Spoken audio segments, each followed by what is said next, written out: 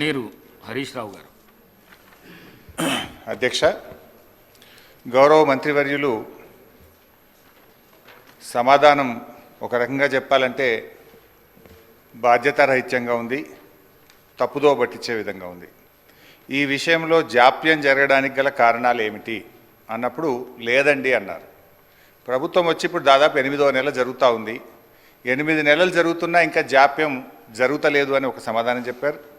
ఎప్పట్లోగా ఈ ప్రతిపాదనలు అమలు చేసి నియమిత రోజును ప్రకటించమవుతుందంటే ఇది పరిశీలనలో ఉంది అని గౌరవ మంత్రి గారు చెప్పారు. ఇది కాంగ్రెస్ పార్టీ మేనిఫెస్టో అధ్యక్ష. ఈ మేనిఫెస్టోలో page number 28 item number 14 TSRTC సిబ్బంది సంక్షేమం. ఆర్టీసీ కార్మికులను ప్రభుత్వ విలీన ప్రక్రియ పూర్తి చేసి 2 PRCల బకాయిలను వెంటనే చెల్లిస్తాం. వెంటనే అంటే 8 నెలలు సమయం సరిపోదా అధ్యక్ష? నంబర్ 1. నంబర్ 2, వచ్చే PRC పరిధిలోకి టీఎస్ఆర్టీసీ కార్మికులను చేరుస్తాం. నంబర్ 3, రాష్ట్ర ప్రభుత్వ ఉద్యోగులతో సమానంగా అన్ని వసతులు సదుపాయాలు కల్పిస్తాం. నంబర్ 4, ఆర్టీసీ బస్సులను ఆధునీకరించి విస్తరిస్తాం. అధునాతనమైన సౌకర్యాలతో కొత్త సర్వీసులను ప్రారంభిస్తాం. Number 6 and last, RTC union పునరుద్ధరణకు అనుమతి ఇస్తాం. అయితే వారితో నా సూటి ప్రశ్నలు, నేను మంత్రి గారిని విషయాల్లోకి పోకుండా సూటిగా ప్రశ్నించదలుచుకున్నాను. మొదటి ప్రశ్న, గౌరవ మంత్రి గారు ఎప్పట్లోగా ఈ అపాయింటెడ్ డేట్ను ప్రకటిస్తారు?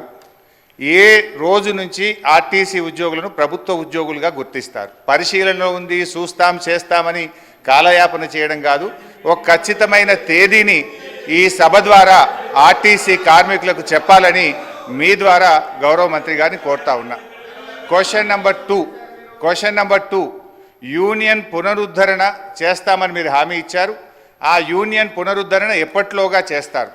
ఈ మధ్య మాకున్న సమాచారం ఏంటంటే ప్రభుత్వం నుంచి యూనియన్ పునరుద్ధరించేది లేదు అని మీరు ఉత్తర్వులు ఇచ్చినట్టుగా మా దృష్టికి వచ్చింది.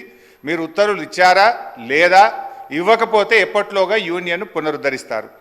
క్వశ్చన్ నెంబర్ 3, ఆర్టీసీలో చనిపోయిన కార్మికులకు గతంలో మా బీఆర్ఎస్ ప్రభుత్వం ఉన్నప్పుడు చనిపోయిన పిల్లలకు వెంటనే పర్మనెంట్ ఉద్యోగం మేము ఇచ్చేవాళ్ళం. కానీ మీ ప్రభుత్వం వచ్చిన తర్వాత ఆ పర్మనెంట్ ఉద్యోగం అనే నిబంధన తీసేసి బ్రెడ్ విన్నర్ స్కీమ్ అనే స్కీమ్ పెట్టి కన్సాలిడేటెడ్ పే కేవలం 15,000 రూపాయల జీతం ఇచ్చి 3 ఏళ్ళు మీరు 15,000 జీతానికి పనిచేస్తే అప్పుడు పర్మనెంట్ చేస్తామని చెప్పి ఇలా చనిపోయిన కార్మికులకు మీ ప్రభుత్వం అన్యాయం చేసిన మాట వాస్తవమా? ఇది ఎందుకు తెచ్చారు?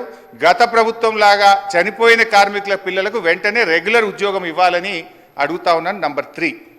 క్వశ్చన్ నంబర్ 4, గౌరవ ముఖ్యమంత్రి గారు మంత్రి గారు నెక్లెస్ రోడ్లో ఆర్టీసీ కొత్త బస్సులు, మా ప్రభుత్వం ఆర్డర్ ఇచ్చిన బస్సులు వస్తే జెండా ఊపినరు, చాలా సంతోషం. Government is a continuous process. అయితే ఆ జెండా ఊపిన సందర్భంగా కార్మికులకు ఒక 300 కోట్ల చెక్కు చూపించారు ముఖ్యమంత్రి గారు. ఇగో మీ కార్మికులకు PRC బకాయిల 300 కోట్ల చెక్కు విడుదల చేస్తున్నా అని ముఖ్యమంత్రి గారు బకాయిలు ఇస్తున్నామని చెక్కు చూపించారు.